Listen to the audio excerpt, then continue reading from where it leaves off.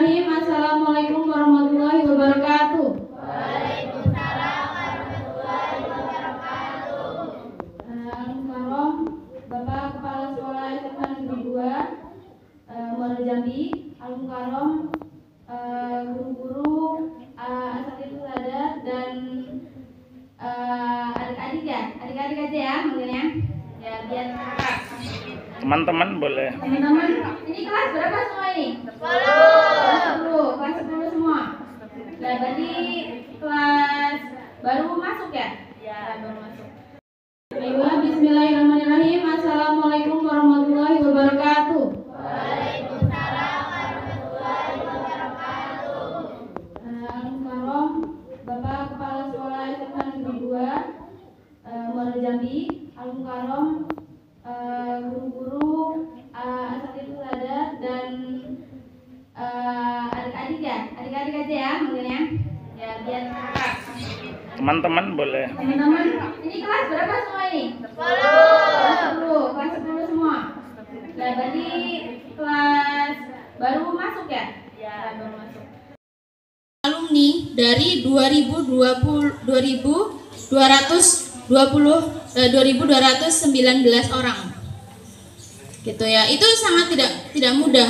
Kalian di sini berberapa nih? Satu angkatan di sini. Satu angkatan berapa kelas satu angkatan? 200. Ya, 200 ya. Kalau di sana satu angkatan aja untuk satu GP, untuk satu gontor putri 750. Itu satu gontor putri. Kalau misalnya semuanya kemarin kita gabung jadi satu, 2219.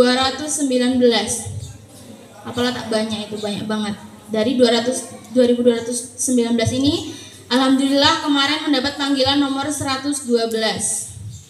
Akhirnya keterima di pengabdian di gontor putri 1 juga gitu. Ya, pertama kali sebenarnya kalau misalnya kalian kan diri ya ke sini. Awalnya ke sini, tapi di Uni 2 pas itu akhirnya saya sampai saya sekolah SD kelas 1, kelas 2 di SD 153. Tahu? SD atas ya, 153. Itu saya kelas 1 sampai kelas 2. Kelas 1 sama kelas 2, iya, kelas 2 doang. Kelas 2 doang. Habis itu ternyata ayah saya dipanggil lagi untuk mengabdi ke sebuah panti asuhan Muhammadiyah. Mau nggak mau anaknya, istrinya ikut juga. Akhirnya kita ke sana. Akhirnya anaknya yang baru sekolah ini sekolahnya ganti lagi sekolahnya. Oh, sebelum itu saya pas itu pernah punya cerita. Saya pernah punya kesulitan masuk SD.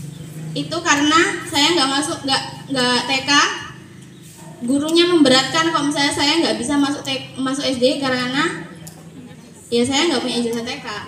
Itu sebenarnya alasan sepele, tapi saking nggak bisa Pak, ini ketentuan, nggak bisa kalau misalnya nggak ada ijazahnya. Mohon, emang ini anak ini bisa apa? Nggak mungkin ini nggak sekolah tapi bisa apa-apa, nggak mungkin. Akhirnya orang tua saya akhirnya menguatkan, bisa, insya Allah bisa. Coba aja lihat nanti 1 tahun. Akhirnya setelah diuji kan ada tes itu, diuji membaca, menulis, tes ini segala macam. Ternyata nilainya paling baik dari semuanya, dari orang yang daftar gitu. Daftar doang, ini masih daftar. Habis itu, oh yaudah masuk. Ternyata di 1 tahun itu dibuktikan. Coba gimana caranya? Kamu harus bisa gitu. Kamu harus bisa ngalahin teman-teman kamu yang lulus TK, yang punya ijazah TK gitu. Ini masih kecil ya, ini masih kecil. Gimana coba kalian sekolah, yang penting coba gimana caranya bisa ngalahin yang lain gitu. Ini sebenarnya motivasi ya, gimana cara kita motivasi diri kita sendiri itu dari siapa sebenarnya? Bukan motivasi itu bukan dari orang lain ya, bukan dari motivator, bukan dari orang tua, bukan dari adik, bukan dari teman, pacar, siapa itu, bukan sebenarnya. Motivasi itu dari diri sendiri. Kalau misalnya kita mau bergerak sesuai hati nurani kita, pasti bisa gitu. Akhirnya di 1 tahun itu alhamdulillah bisa membuktikan kepada satu sekolah kepada guru yang pas itu ngomong saya nggak bisa. Akhirnya alhamdulillah dengan izin Allah ranking 1 sekolah ini. Alhamdulillah. Itu bukan yang namanya apa yang diberikan Allah, itu namanya bukan ini itu sama aja ujian. Kita bisa apa enggak mempertahankan itu masih kelas 1 SD loh, SD belum, bukan apa-apa kalau misalnya bagi Antuna, bagi kalian kelas 2 coba lagi, makin sulit tingkatannya. Alhamdulillah ranking 1 juga. Ternyata dipindah, orangnya lain lagi, rintangannya lain lagi, gurunya lain lagi, semuanya lain lagi, adaptasi lagi. Kayak gimana coba kalian kayak gitu? Down nggak kayak gitu? Down sebenarnya. Pindah ke kota yang lebih banyak orang-orangnya, yang lebih ketat juga, yang lebih kasar juga orang-orangnya. Adaptasi lagi bersama orang-orang baru. Kelas 3, kelas 4. Akhirnya ranking 1 juga, ranking 1 lagi. Itu bukan ini namanya bukan bukan menyombongkan diri, namanya at-tahadus bin nikmah. Gimana kita memotivasikan orang dengan cara memberitahukan apa-apa saja yang udah kita capai gitu ya. Kemudian pas kelas 5 ternyata ada ujian dari Allah. Kalau misalnya pas itu lagi kabut asap kan di sini. Habis itu akhirnya membuat kita untuk pindah ke Jawa. Akhirnya kita ke Jawa. Secara tidak langsung pindah lagi sekolahnya. Pindah dengan suasana yang lebih lain lagi. Orang-orang Jambi yang ngomongnya kayak gimana, kasar kayak gitu kan. Ternyata pindah lagi ke Jawa yang orangnya lembut, yang nggak bisa dikerasin. Kalau misalnya ngomong keras dikit sakit hati. Tuh orang Jawa. Kelas 5, kelas 6. Di situ juga. Akhirnya selama SD doang itu pindah 3 kali. Tuh. Gimana cara memotivasikan dirinya? Adalah kita lihat ternyata tantangan Allah itu bukan cuma di situ-situ aja. Kita nggak tahu apa yang bakal terjadi 1 tahun ke depan, 2 tahun ke depan, 3 tahun ke depan. Besok aja kita nggak tahu apa yang bakal terjadi. Kayak gitu ya. Kemudian kita di sana menjadi anak baru ya bahasanya. Dan anak baru, dari orang Sumatera pindahan ke sini, emang bisa apa dia? Emang punya talenta apa dia? Orang-orang nggak tahu. Jadi kalau misalnya kalian itu nanti keluar bermasyarakat, orang-orang tuh nggak tahu siapa kamu punya kemampuan apa, kamu lulusan dari mana, itu nggak ada yang tahu. Cara taunya gimana? Kita liatin diri kita. Kita liatin diri kita, ini loh aku berbakat, ini loh aku. Kalau misalnya kalian punya bakat tapi kalian nggak ngeluarin, nggak ada yang bakal tahu. Ada yang pengen jadi pemusik tapi kalau misalnya dia nggak bisa ngeluarin bakatnya, nggak bisa ngeluarin talentnya, orang-orang nggak ada yang tahu kayak gitu. Ada yang bisa ngaji, ada yang bisa tilawah, dia sebenarnya bisa jadi qori internasional, tapi karena dia nggak nunjukin dirinya, orang nggak tahu. Akhirnya abas, sama sekali nggak ada. Kayak gitu ya. Jadi kalian ini insya Allah ini di depan anak ya, di depan saya ini insya Allah menjadi orang-orang yang sukses dimanapun tujuannya, dimanapun diberikan gitu ya. Kemudian tadi materinya apa? Materinya zakat ya. Ya ini jalan ke cerita gitu ya.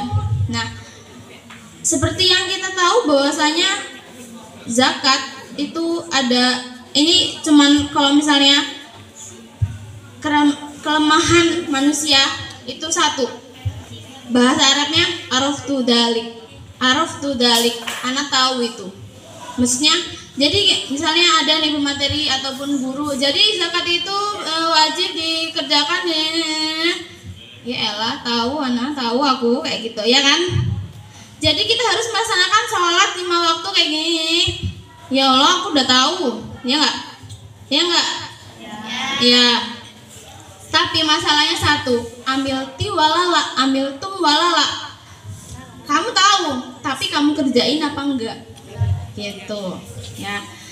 Sebenarnya semua orang tuh tahu. Ini adalah kewajiban agama, ini adalah kewajiban seluruh umat muslim. Ya kita tahu, dengan sesombong itu kita tahu, oh ya udah sih itu tahu, aku tahu zakat itu kayak gimana. Ada di apa namanya, di dalam Al-Qur'an disebutkan, dalam hadis disebutkan, ya oh ya aku tahu, udah materinya zakat doang, gak usah dengerin. No, bukan kayak gitu. Naam arafti, naam, kamu tahu, tapi kamu melakukan apa enggak, kayak gitu ya. Jadi ini bukan cuma sekedar zakat aja, tapi segala amal-amal apapun yang disyariatkan Islam, yang diberikan apa namanya, kewajiban seorang muslim harus begini. Naam araftu wa sa'amil, dan aku akan mengamalkannya, kayak gitu. Kalau misalnya zakat itu yang kita tahu adalah yang dari kecil kita tahu, kalau misalnya zakat itu taunya zakat fitri aja, zakat yang dikeluarkan cuman di bulan Ramadan ketika mau Idul Fitri gitu ya, itu namanya zakat fitri. Kalau misalnya terus kalian taunya zakat itu ada berapa?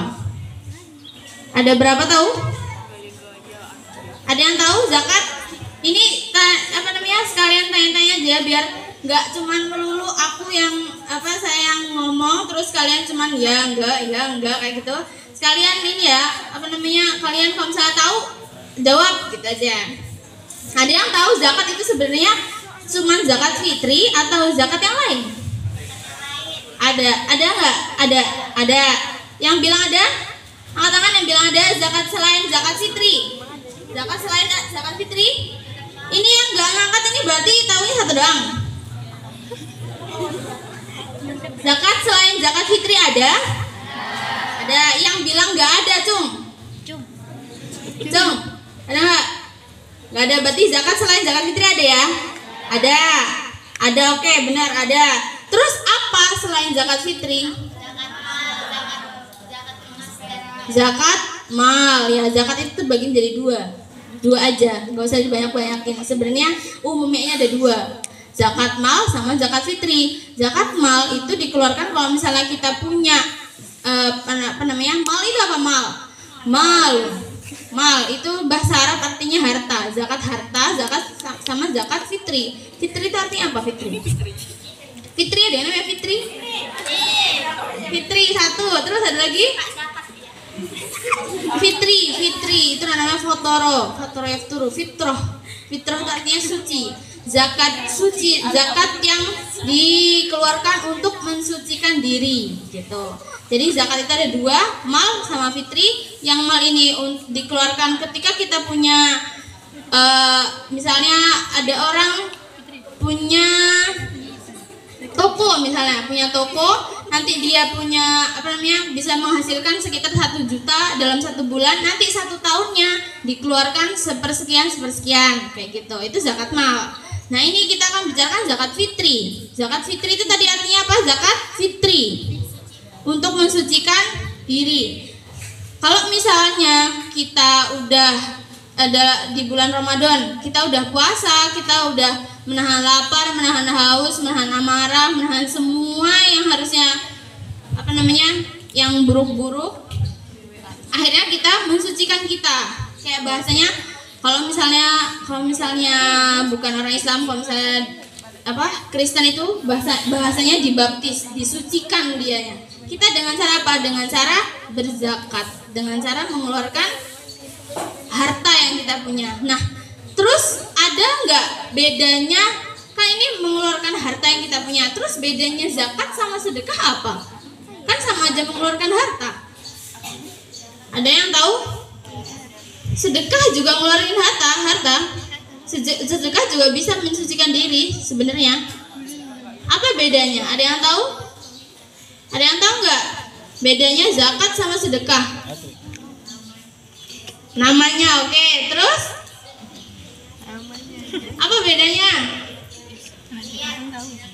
Niat? Oke, beda, emang beda. Terus apa bedanya? Hah?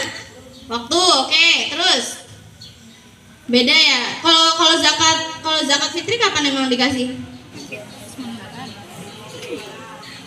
Hari raya.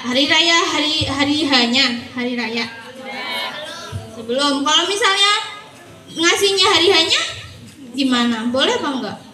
Enggak. Terus jadinya apa? Jadinya sedekah ya. Araftuna, kalian udah tahu kan? Ya. Kalau misalnya zakat fitri dan sedekah itu bedanya ada dan tidaknya ketentuan. Ya. Jadi kalau misalnya sedekah itu kalian punya uang, ada apa namanya? Enggak. Sedekah itu juga bukan cuma uang ya. Kalau misalnya kalian punya banyak makan, habis itu di samping-samping rumahnya cium baunya, itu ada hadisnya. Barang siapa yang memasak kemudian tercium baunya oleh tetangga sebelah, maka harus, dalam hadis arti dalam hadis gini, kalau misalnya ada orang yang memasak kemudian tercium baunya ke tetangga sebelahnya, sebelah kanan, kiri, depan, belakang, itu wajib ya, harus ya dibanyakin kuahnya, habis itu dibagiin gitu. Itu harus ya, harus. Jadi kalian kalau misalnya masak terus nggak mau apa namanya ngasih, tutup aja biar nggak cium kayak gitu. Ya, itu sedekah. Kalau misalnya punya uang lebih, kasih. Kalau misalnya ada orang yang apa namanya minta kasih, itu sedekah. Nggak ada ketentuan. Mau kita ngasih 1.000, 2.000, kayak gini juga infak itu juga sedekah. Di masjid itu juga sedekah. Nggak ada ketentuan kapan kalian apa namanya ngasih berapa, mau 1.000, 2.000, 100.000, 200.000, terserah gitu. Tapi kalau misalnya zakat fitri itu ada ketentuannya. Ada yang tahu ketentuannya zakat fitri? Ketentuan zakat fitri? Loh, gak ada yang tahu ketentuan zakat fitri. Biasanya zakat fitri itu apa? Zakat fitri itu biasanya yang dikeluarkan apa? Ayo, beras. Kenapa beras? Kenapa harus beras? Nah, kalau misalnya di zamannya Rasul itu apa namanya zakat fitri itu menggunakan kurma, gandum kayak gitu. Kenapa? Karena di situ di daerah itu adalah makanan pokok. Muslimat yang lahir. Berarti kalau misalnya anak bayi yang baru lahir sebelum Idul Fitri itu wajib dikenai zakat. Berarti nanti kalian kalau misalnya punya anak baru lahir, nah itu tetap dia harus mengeluarkan zakat gitu. Zakat itu siapa yang ngeluarin? Semuanya ya, tidak ada pengecualian, dari anak yang lahir sama orang yang belum meninggal ketika sebelum Ramadan. Kalau misalnya dia lahirnya meninggal pas Idul Fitri, berarti dia tetap mengeluarkan zakat kayak gitu. Semuanya itu wajib mengeluarkan zakat. Biasanya yang keluar zakat itu pasti di rumah orang tuanya kan, orang tuanya yang ngeluarin zakat. Tapi kalian itu dihitung, misalnya siapa yang anaknya di rumah punya 3 saudara ada? Jadi kayak gini hitungannya, ayah, ibu, anak 3, jadi 5. Kalau anaknya 4 berarti tambah lagi 6. Kalau misalnya ada neneknya di rumah berarti tambah 7. Kalau misalnya ada kakek neneknya berarti tambah 8, 9 kayak gitu. Ya, jadi dihitung semuanya itu, semuanya harus ngeluarin. Semuanya satu rumah, mau dia mampu, mau dia nggak mampu, yang namanya rukun Islam itu emang wajib dikerjakan. Gitu. Ya, jadi mau dia miskin, mau dia kaya, mau dia melarat, mau dia konglomerat, semuanya wajib. Gitu ya. Udah sampai sini aja ya pembahasan tentang materinya. Pada intinya kalian udah paham ya? Ya. Terus ada yang mau bertanya apa gitu? Ada yang mau nanya? Ayo tanya nggak apa. Nanti kalau bisa dijawab jawab, kalau misalnya enggak ya jawab sendiri. Ayo nanya apa namanya? Sekolahnya dari kapan atau kayak gimana, kayak apa kendalanya, kayak gitu tanya aja. Pak Amir kayak gimana orangnya, kayak gitu juga tanya aja nggak apa.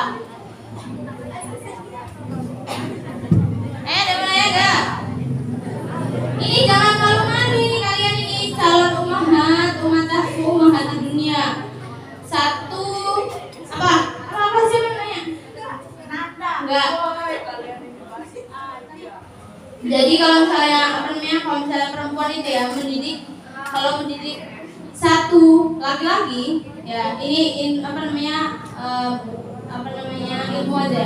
mendidik satu laki-laki sama dengan mendidik satu pahlawan, itu namanya. Satu laki-laki satu pahlawan. Tapi kalau misalnya mendidik satu perempuan itu sama dengan mendidik satu generasi.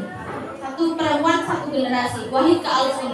Satu sama dengan 1000. Kenapa? Karena nanti perempuanlah yang akan melahirkan dan mendidik dan mengasuh dan mengomong dan memberi pengajaran kepada anak-anaknya gitu. Jadi kalau misalnya ini berapa ini jumlahnya ini cewek ini? 40 ada nggak? Nyampe nggak? Nggak nyampe. Berapa? 30? Lebih. 40? Pas. 40 orang yang di samping saya ini, di depan saya ini, insya Allah bisa melahirkan 40 generasi di tahun depan.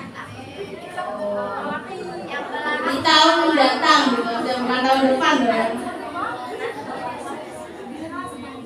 Terus, ayo tanya aja, jangan anak dulu yang ngomong. Ayo, ada yang nanya enggak? Sebelah sini. Ini diam-diam ini kenapa? Lapar? Ya Allah. Puasa? Loh. Apa? Yang mau nanya enggak apa nanya aja. Ayo, ada yang nanya enggak apa kau sebelum dulu. Apa? Jadi pengurus. Oh ya. Kalau pas saya ini jadi ininya anak santrinya. Jadi kalau misalnya di sana itu, kalau di sini kan cuma OSIS ya. OSIS. Kalau misalnya di sana itu ada 3 kepengurusannya. 3 kubu. Saya yang satunya dia mirip sama OSIS, tapi namanya OPPM, Organisasi Pelajar Pondok Modern. Tuh PPM. Seperti OSIS, terus koordinator yang mengurusi tentang pramukaan kayak gitu. Sama yang ketiga organisasi, sebenarnya bukan organisasi, dibilang lebih ke murabi ataupun yang membimbing di maskan-maskan, di rayon-rayon, di asrama-asrama kayak gitu. Jadi ada 3 di sana. Dan kebetulan saya kemarin menjadi pengurus di salah satu andalan koordinator. Di koordinator. Jadi yang ngurusin kasyafah. Kalau di sana pramukaan namanya kasyafah gitu. Kasyafah itu sebagai ketua gugus depan. Di sini ada gugus depan nggak? Ada. Apa aja gugus depannya? Gugus depannya ada berapa? Atau satu sekolah satu gugus depan? Ada 2 lebih. Ada 2. Ya, kalau di sana ada 13 gugus depan. Satu gugus depannya 200 orang. Gitu. Nah, itu saya menjadi salah satu ketua gugus depan di situ. Jadi kegiatan kalau misalnya biasanya kalau misalnya sekolah-sekolah itu kegiatan kepramukaan itu kegiatan ekskul ya, ekstrakurikuler. Kalau di sana kegiatan wajib. Gitu. Jadi kalau misalnya Pondok Modern Darussalam Gontor itu mendidiknya 2, menjadi orang yang siap memimpin dan siap dipimpin, sama menjadi mungdirul qaum. Kalau misalnya di sana kayak gitu. Pakai bahasa juga di sana. Apalah tak susah itu di sana. Belajarnya pakai bahasa Arab, bahasa Inggris, ngomongnya bahasa Arab, bahasa Inggris. Kayak gitu. Pelajarannya juga nggak kayak kalian. Pelajarannya bukan cuma materi eksak tapi materi Arab, materi bahasa Arab, Inggris, Indonesia, sama materi Islam. Misalnya ada Nurul Islam, Tarik Islam, pokoknya Islam kayak itu, sama eksak juga belajar. Gitu. Jadi kita nggak cuma perlu bisa jadi ulama gitu, nanti bisa jadi penceramah gitu, enggak. Tapi kalau misalnya jadi guru MTK bisa, guru sosiologi bisa kayak gitu. Jadi di sana materi yang diberikan itu nanti jadi dia kayak gimana nanti di masa akan datang kayak gitu. Ada lagi yang menanya? Ayo, ada yang menanya enggak? Ini masih lama loh ini. Ayo, yang menanya? Enggak apa, menanya aja. Kalau kalian enggak nanya, saya yang nanya nanti. Loh. Kalau enggak ada yang nanya, nanti saya yang nanya satu-satu. Ayo nanya aja, makanya nanya aja. Nanya apa ya? Gak tahu ya. Kalau yang mau nanya. Ayo. Jangan diam-diam dong, yang semangat dong.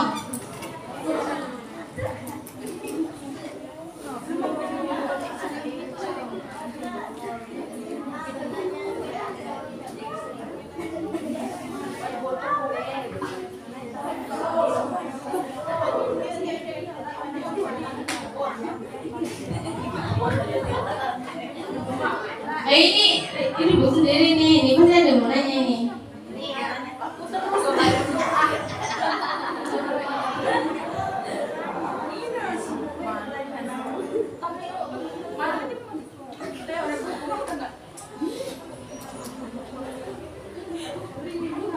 Ayo, mau nanya enggak?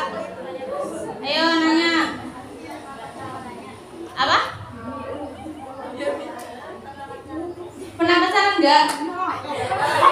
Ya. Pernah enggak? Pernah enggak kira-kira? Pernah enggak kira-kira? Tahu dari mana? Kami anak dukun semua. Apa? Peramal ya, peramal. Kalau misalnya dalam ini bukan penjelasan apa namanya, bukan sok tahu, sok alim dan sok bisa gitu enggak ya. Tapi kalau misalnya siapa yang pernah dengar ada ayat ataupun hadis yang menjelaskan bahwasanya la taqrabuz zina, janganlah kamu mendekati zina. Tahu ya. Janganlah kamu mendekati zina. Zina itu apa? Perbuatan kecil. Nggak cuman apa namanya, zina itu nggak cuma satu, ada zina mata, zina telinga, zina mulut, zina tangan. Itu zina itu apa namanya? Itu semuanya termasuk dari zina. Zina mata apa? Melihat yang tidak baik. Zina telinga apa? Mendengar yang tidak baik. Zina mulut apa? Berbicara yang tidak baik. Zina perbuatan apa? Kalau misalnya kita melakukan sesuatu yang tidak baik, namanya la taqrabuz zina. Janganlah kamu mendekati zina. Mendekati aja nggak boleh, apalagi melakukan. Gitu ya. Gimana cara mendekati zina itu gimana? Jangankan megang, melihat aja. Melihat kalau misalnya nggak apa namanya, maksudnya bukan maksud apa itu aja nggak boleh gitu ya. Jadi yang namanya mar'ah, yang namanya cewek ya, kalau misalnya bahasa Indonesia cewek, bahasa Arabnya mar'ah. Kalau misalnya namanya cewek itu dia bisa satu, mendekati ayahnya ke neraka. Itu kalau misalnya satu, keluar dari ruangan tanpa menggunakan jilbab, itu bisa mendekati ayah kalian. Kalau misalnya kalian itu rambutnya kelihatan 3 helai, maksimal 3 helai. Coba biasanya keluar berapa? 3 helai yang kelihatan, yang lebih kelihatan sama cowok, itu bisa aja mendekatkan ayah kalian ke neraka. Apakah kalian tega ayahnya dideketin ke neraka? Kalian gak yang lakuin? Nah, enggak. Terus kalian bisa mendekatkan ke neraka, tapi bisa mengambil, bisa mengajak, bisa membawa orang tua ke surga. Dengan apa? Dengan berakhlakul karimah. Gampang jadi cewek itu. Gimana sih caranya masuk surga? Sebenarnya gampang. Cewek itu gampang masuk surga, tapi gampang juga masuk neraka. Gampang banget. Kalau misalnya ditanya, ya Rasulullah, sebenarnya siapa sih yang paling gampang masuk surga? Kata Rasul siapa? Mar'ah. Perempuan itu yang paling gampang masuk surga. Ini yang nggak tahu, ini saya kasih tahu. Apa namanya? Orang yang paling gampang masuk surga itu adalah perempuan. Terus tanya lagi, ya Rasulullah, kemudian siapa yang paling gampang masuk neraka? Kata Rasulullah, mar'ah, perempuan. Jadi perempuan bisa gampang masuk surga, bisa gampang masuk neraka. Gitu. Jadi itulah namanya perempuan. Ada keistimewaan tersendiri. Terus gimana caranya masuk surga dengan gampang itu? Cukup berakhlakul karimah. Akhlakul karimah itu apa? Ada yang tahu nggak? Akhlak terpuji aja, mengerjakan perintah Allah, menjauhi larangannya. Itu sekali, itu umum sekali. Apa menjalankan perintah Allah? Sholat, puasa, sedekah, itu aja. No, bukan cuma itu. Berbakti kepada orang tua, tidak mengatakan kepada orang tua, tidak ngedumel di depan orang tua, kayak gitu. Itu juga termasuk. Itu namanya perilaku terpuji, itu namanya akhlakul karimah. Terus apa yang gampang masuk neraka? Yang namanya cewek kan suka gini. Apa? Gibah. Cewek sama cowok gibah, yang paling sering gibah siapa? Cewek. Kenapa? Pernah penasaran nggak kenapa kalau misalnya cewek itu suka gibah? Hawa. Pernah nggak? Oh, ada yang bilang kayak gitu ya. Kalau misalnya Adam mingkem gitu ya. Kalau misalnya Hawa buka gitu ya. Ada yang bilang kayak gitu. Tapi ternyata nih saya kasih tahu ya, faktanya bahwasanya laki-laki itu biasanya akan mengeluarkan 5.000 kata dalam sehari. 5.000 kata dalam sehari. Kalau misalnya cewek itu 20.000 kata dalam sehari. Jadi kalau misalnya kenapa perempuan itu lebih sering gibah, lebih sering ngobrol, lebih sering ngomongin yang sebenarnya nggak penting tapi diomongin aja, sebenarnya nggak sesuai madah, nggak sesuai topik tapi ngomong aja, itu kenapa coba? Ya karena emang kebutuhan perempuan itu memang mengeluarkan 20.000 kata dalam sehari. Pernah lihat gak kalau misalnya ibu kalian kalau misalnya diem pasti kesel, marah-marah, tapi pasti kalau misalnya marah ngomong terus gitu ya. Itu kalau saya ibu, coba kalau ayah, kalau marah gimana?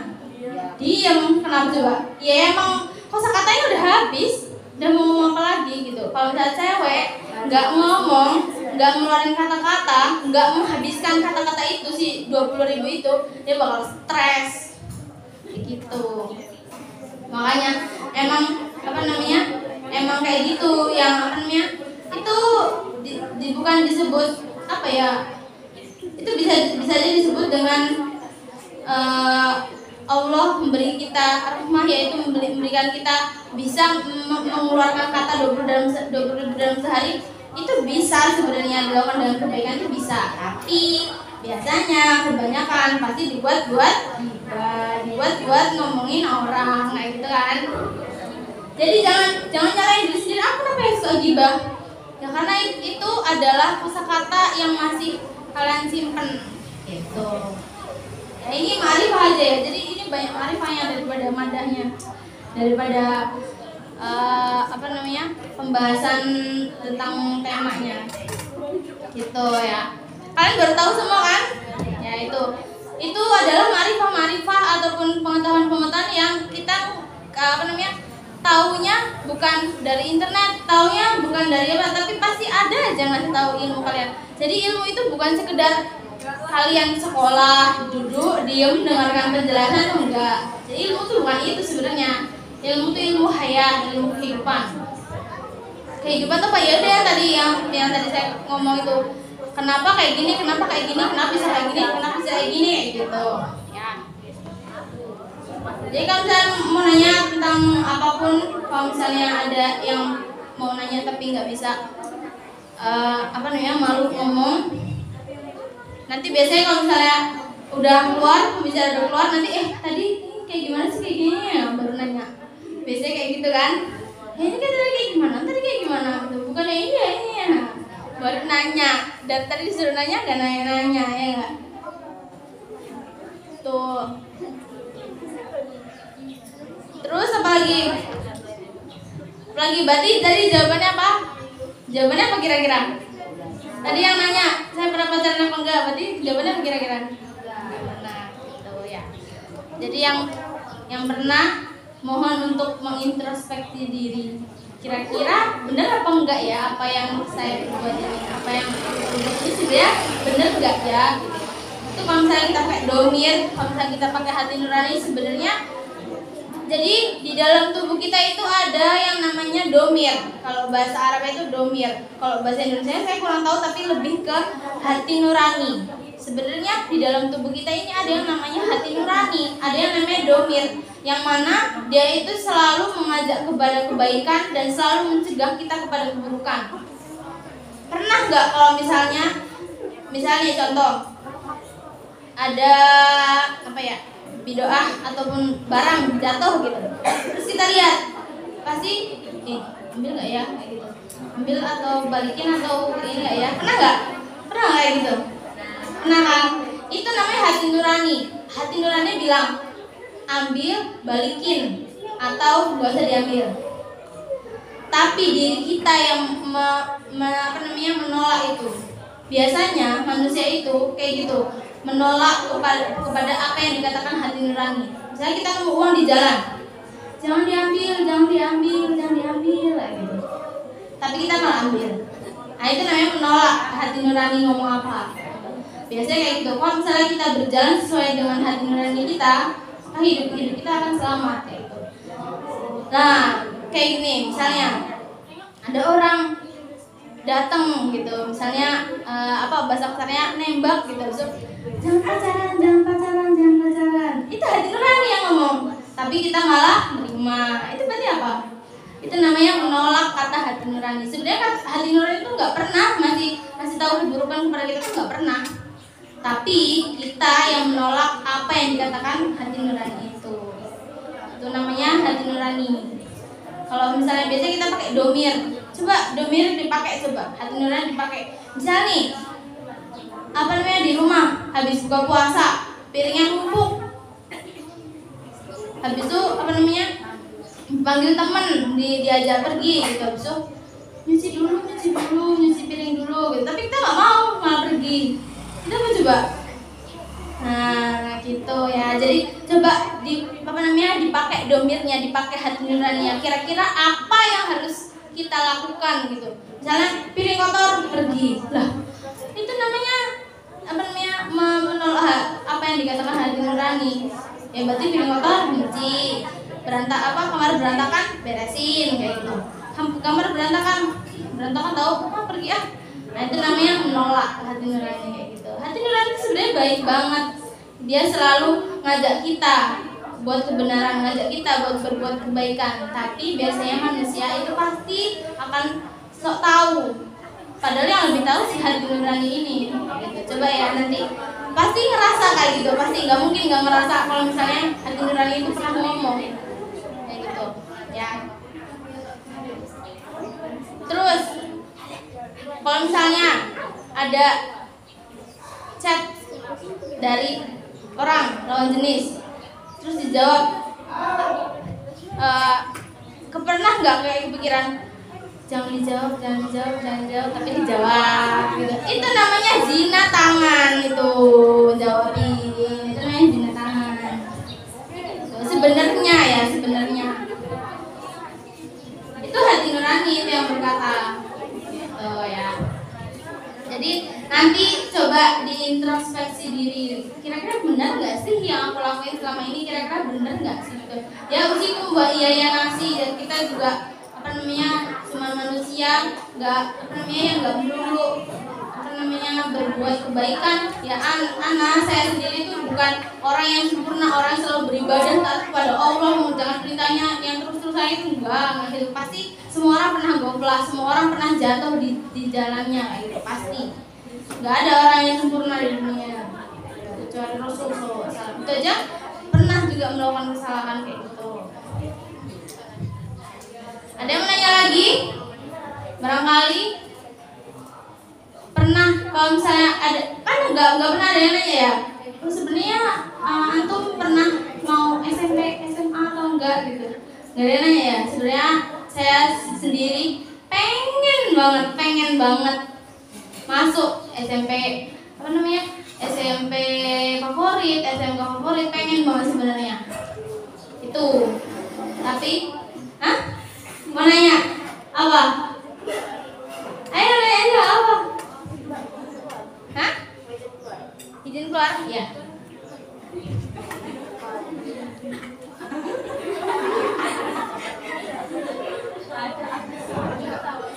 ada aja. Ya, sebenarnya kan apa namanya, abi saya ya, ayah saya itu ngajar di sini dari dulu banget. Dari saya selama di apa namanya Jawa, selama saya di Jawa itu berarti tahun 2015, itu dari 2015 itu udah di sini, udah ngajar di sini sebagai guru agama. Sampai sekarang masih ada di sini. Ya itu dari dulu tuh kayak pengen tahu di SMP favorit, SMA favorit. Sebenarnya kalau misalnya lihat nem apa namanya nilai lulus kan, nilai lulus itu sebenarnya masuk aja. Kalau misalnya masuk SMP favorit sebenarnya masuk aja, sebenarnya bisa aja gitu. Tapi ayah saya bilang mondok ya gitu doang, padahal gitu doang. Kalau di hati nurani terima ya, mondok aja. Coba kalau misalnya saya nggak ikutin, nggak mau saya, mending masuk SMP favorit ya nggak? Biar apa masuk mondok? Biar jadi orang yang kerudungan, pakai pakai cadar, pakai niqab, pakai kaos kaki kayak gitu. Itu sebenarnya kalau misalnya nggak mengikuti hati nurani kayak gitu. Tapi apa? Kalau misalnya kita mengikuti hati nurani, pasti kita akan selamat. Pasti itu adalah ganjaran kalau misalnya kita ngikutin hati nurani. Ikut aja, masuk pondok, ikutin segala acara, ikutin segala kegiatan dari pondok, alhamdulillah lulus gitu. Jadi dulu kalau misalnya ditanya pengen apa enggak, maksudnya saya pengen banget, pengen tahu gimana sih rasanya SMP berbaur dengan teman-teman, naik motor bareng-bareng, habis itu pulang pergi ke sana sini gitu segala macam, habis itu bisa pacaran, habis itu bisa ketemu tuh, bisa ini gitu. Pengen banget ngerasain kayak gitu. Tapi karena dimasukin pondok berubah. Selamat apa enggak? Selamat. Enggak ngerasain pacaran, enggak berbaur berlebihan kayak gitu. Selamat. Gitu. Jadi itu cuman contoh kalau misalnya kita ngikutin hati nurani. Kalau misalnya nggak ngikutin, ya banyak kejadian kalau misalnya kita nggak ngikutin hati nurani kayak gimana jadinya, kayak gitu.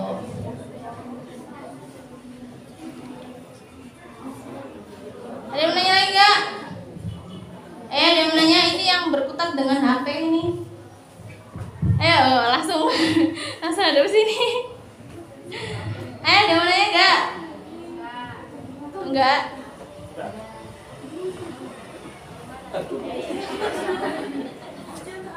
Tidak ada.